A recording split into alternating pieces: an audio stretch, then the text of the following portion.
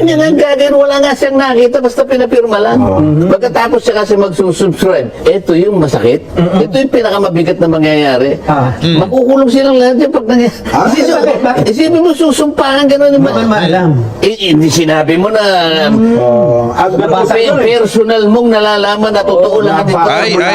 Wait lang. Sa rules of court yun, pag personal knowledge. Ibig sabihin, kasama kang nakakita o kasama ka dun sa transaksyon or kasama ka dun sa usapan. Yun yung personal knowledge. I don't think it will apply sa impeachment. Pagkaalam ko, hindi kailangan yung strict implementation ng rules of evidence. Of course, kailangan true yung evidence, syempre, and material. Pero hindi kailangan to the level of personal knowledge. Sa criminal cases kasi yon yung proof beyond reasonable doubt. Sobrang yabang na pananalita ng senador, mautak pa sa mahigit 200 na congressmen. Alam nyo naman si Marcoleta, dapat siya lang ang magaling. Tsaka bitter siya sa Congress, di ba? Bitter siya sa House of Representatives. Kasi hindi siya pinapansin doon. Di nga tayo sigurado kung papansinin din siya sa Senado. Ngayon, mga kababayan, may sinabi kasi si Marcoleta. Finorward sa akin itong video na to. Ang nakakatawa dito sa sinabi niya, dahil sa siguro dulot ito ng sobrang kabiteran niya. Dulot ito ng sobrang kabiteran niya sa Kamara de Representante, nagsalita siya ng ganito. Pakinggan natin yung sinabi niya. Ito yung sinabi ni Marcoleta. Ayan. Yung Perus, yung babasa niya yun. Makita niya yung mga ebidensya. Yun ang Perus Proseso yun Babasahin niya tapos nakalagay doon sa ganitong ganyan. Article 1. Ito yung charge. Kasi pito yan Titingnan niya ngayon, ano yung nakabackup na Yun ang Perusal Paano niya nang gagawin? Wala nga siyang nakita, basta pinapirma lang. Pagkatapos siya kasi magsusubscribe, ito yung masakit. Ito yung pinakamabigat na mangyayari. Makukulong silang lahat yung pag nangyayari. Isipin mo, susumpahan gano'n. Hindi mo alam. Hindi sinabi mo na personal mong nalalaman na totoo lahat ito. Wait lang. Iba yun. Iba na ang sinasabi ni Marcoleta dyan. Sa rules of court yun, pag personal knowledge. Ibig sabihin, kasama kang nakakita o kasama ka dun sa transaksyon or kasama ka dun sa usapan. Yun yung personal knowledge. I don't think it will apply sa impeachment. Pagkaalam ko, hindi kailangan yung strict implementation ng rules of evidence. Of course, kailangan true yung evidence, syempre, and material. Pero hindi kailangan to the level of personal knowledge. Sa criminal cases kasi yon yung proof beyond reasonable doubt. Sa impeachment is only preponderance of evidence, guys. From what I know, ibig sabihin, pag preponderance is reasonable belief of an ordinary man. Ibig sabihin, kahit ordinary yung tao, iisipin na kapag nakita niya yung ebidensya, totoo to. Yun na yun, totoo to. For example, pag narinig niyo yung statement na si Sara Duterte ay gumamit ng mga pekeng pangalan para makakuha ng budget, tapos nakakita ka ng listahan ng may mga acknowledgement receipt, tapos wala kayong nakitang reference to an actual person, activity, di yun, preponderance of evidence na yun. Okay na yun. Dusot na yun. Hindi kailangan personal knowledge. But let's see, malay natin, mag-iba sila ng rules kasi si Sara Duterte ay nakasala. Diba?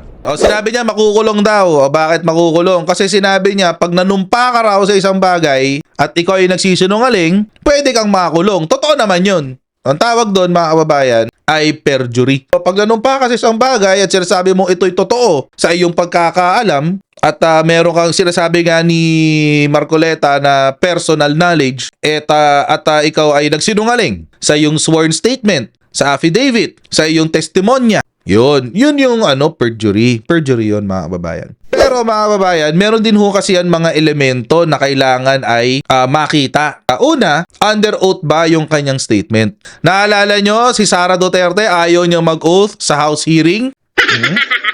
Kasi kapag siya ay nag-oath at siya ay nagsinungaling, pwede siyang kasuhan ng perjury. Alam niyang tatanungin siya ng mga bagay na mahihirapan siyang sagutin. So, hindi siya nag-oath. Para hindi siya pwersadong sumagot. Tapos nung lumabas siya, sabi niya, hindi naman ako tinanong Langya, gaslight ang wala. Pangalawa, is it material or is it relevant? O importante ba ito sa usapan, sa kaso? Falsity and knowledge. The offender made a statement with the knowledge that it was false. Alam niya, nagsinungaling talaga siya. At meron siyang intensyon na manloko. So, yun yung mga elemento.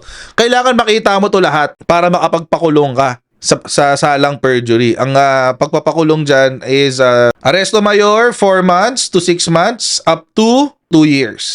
Ang tanong, mga kababayan, ito bang sinasabi ni Marcoleta ay totoo? Totoo ba na hindi binasa ng mga miyembro ng Kamara de Representante yung pinirmahan nilang impeachment complaint? Kasi mga kababayan, ito hong tinatayuan ni Marcoleta ay isang statement na nanggaling kay Sara Duterte. Paniwalang-paniwala kayo kay Sara Duterte. Parang hindi siya yung nagsisinungaling, no? Ayaw nga niya mag-oath Tapos paniwalang-paniwala kayo sa kanya. Alang tipaklong. So kung si Sara Duterte din lang naman ang magbibigay ng testimonya at papaniwalaan nyo, hindi ako maniniwala. Siya nasasakdal Natural sasabihin niya yan. Base sa mga ebidensyang dalakip nito, hindi mo nakita yung article, hindi mo nakita yung ebidensya, baka susumpa ka, huwag mong bibiruin proseso ng korte. Nakukulong naman kung halimbawa nasa harap ka ng dyan lang sa hindi ka makakaway, kukulong ka na. Ganun pala yan.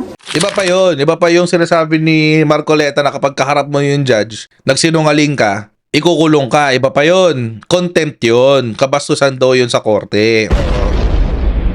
Sa perjury, kailangan maghabla ka. Ibang kaso pa yun. So, halimbawa, meron taong nagbigay ng maling testimonya o peking testimonya na bisto mo, kakasuhan mo siya. Ngayon, kapag sa korte mismo, nahuli mo nagsisinungaling, i-detain ng judge, contempt yun, contempt of court. Tapos pwede mo rin siyang kasuhan ng perjury after. Kaya nga yung mga kaibigan ko, alam mo na, medyo binibiro ko lang sila, pero birong Half truth mo yan, siyempre. natakot na. Oo.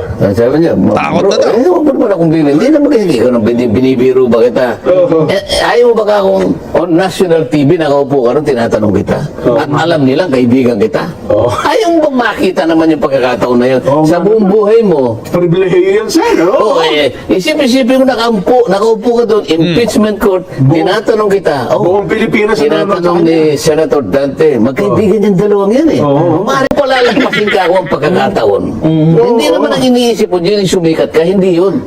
Yung pagkakataong maging bahagi ka ng monumental na proceeding na hindi araw-araw nangyayari sa kasaysayan ng bansa mo.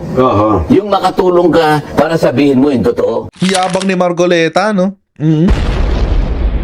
Ayaw mo nun, tinatanong ka ni Senator. May emphasis sa Senator. Senator Marcoleta. Galing talaga. Yabang agad